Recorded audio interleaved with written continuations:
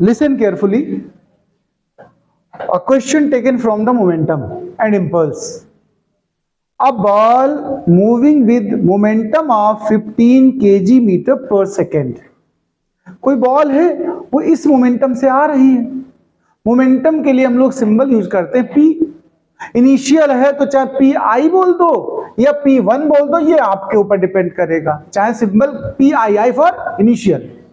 15 है। Strike against a wall at 60 degree angle. जब इसने इंपैक्ट किया है तो इसका एंगल ऑफ इंसिडेंस कितना है? 60 डिग्री। हमने ये वॉल ये नॉर्मल बना दिया, नॉर्मल के साथ एंगल 60 है। फिर आगे सुने, reflect at the same angle. Reflection जैसा कॉन्सेप्ट है, थोड़ा बहुत लाइट में पढ़ा होगा रिफ्लेक्शन 10th क्लास में। कह रहा सेम एंगल से रिफ्लेक्ट हो गई, मतलब ऐसे देखो तो जब 60 से आई थी तो 60 से ही चली गई। वो नॉर्मल के साथ हम लोग मेजर करते हैं, एक तरह angle of incidence, angle of reflection समझ लो, सिंपल। अच्छा, इनिशियल स्पीड, स्पीड नहीं बदली उसने कहा। जब स्पीड नहीं बदलेगी मास तो बदलेगा नहीं बॉल का, तो मोमेंटम भी नहीं बदलेगा, रहेगा उतना ही, डायरेक्शन पलट जाएगी, थोड़ी चेंज हो जाएगी। Find impulse. क्वेश्चन हमसे मांगा क्या? इंपल्स।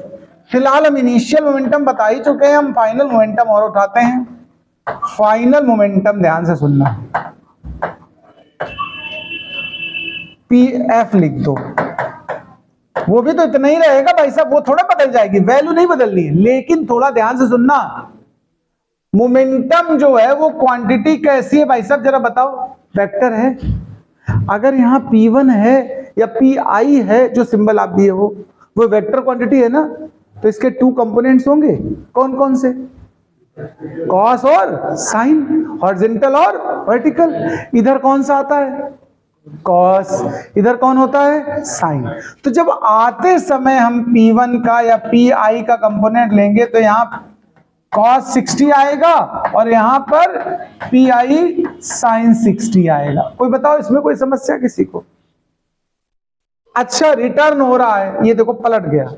अभी जाते समय इसका एरो चेंज होगा, देखो इधर को, तो ये क्या हो जाएगा? P फाइनल cos 60 नहीं हो जाएगा? बताओ, हो जाएगा? लेकिन ये इधर ही रहेगा, देखो P फाइनल sin 60। हमें एक्चुअल में जो चेंज नहीं, तो वॉल पे चला गया हिस्सा, बॉल के पास यही रहा, बोलो। तो ये हमें चेंज पता करना है और हमें इंपल्स चाहिए। वैसे इंपल्स मोमेंटम थ्योरम क्या होती है बताओ? उसमें क्या सिखाया था कि जो इंपल्स होता है वो चेंज इन मोमेंटम के इक्वल होता है कि नहीं होता? बताओ, चेंज इन मोमेंटम, याद है ये बात? इंपल्स इज इक्वल टू क्या होता है? Change in momentum. इसको बोलते हैं इंपल्स मोमेंटम थ्योरम, पढ़ा जाता है। तो इसका हम लोग यूज करने वाले हैं यहां पर। तो सुनिए, चेंज इन में क्या करोगे आप? फाइनल मोमेंटम बोलो और माइनस इनिशियल मोमेंटम। फाइनल वाला देखो, ये जो इधर जा रहा है ये, अगर इस वाले को प्लस कहा तो इसको माइनस कहना पड़ेगा कि नहीं? दोनों अपोजिट है कि नहीं? देखो, तो ये माइनस हो गया, कितना वैल्यू वाइज कितना है? 15 cos 60, और ये प्लस था लेकिन फाइनल फार्मूले के हिसाब से माइनस करोगे तो फिर से यही चीज आएगा, 15 cos 60। तो 2 बार ये 15 cos 60 आया, तो इसको अब क्या लिख सकते हो बताओ? माइनस का 30 cos 60। बताओ बच्चा लोग, cos 60 की वैल्यू किसी को पता है? 1/2। कितनी? 1/2 यहां रख दो तो क्या बचा? माइनस का 15 kg मीटर पर सेकेंड। अब आप सोचो माइनस क्यों लगा है, निगेटिव क्यों लगा है? आप इतना थोड़ा समझना, निगेटिव ध्यान रखिएगा अपोजिट सेंस को बता रहा होता है। किसको?